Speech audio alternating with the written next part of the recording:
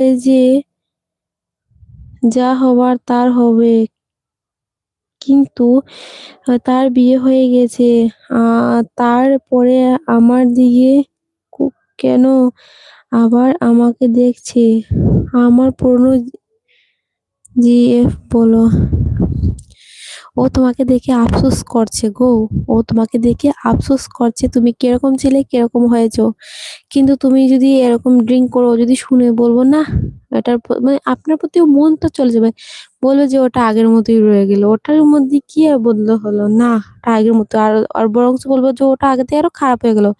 Perfect দেখাতে হবে। সবসময় পারফেক্ট দেখাতে হবে সামনের জনকে। কারণ কি বলতো? ক্ষুদ্রার জন্য তো তোমার কাছে হাজারো লোক পাবে। কিন্তু ভালো বলার জন্য কজন পাবে? তার জন্য সবসময় ভালো হবে।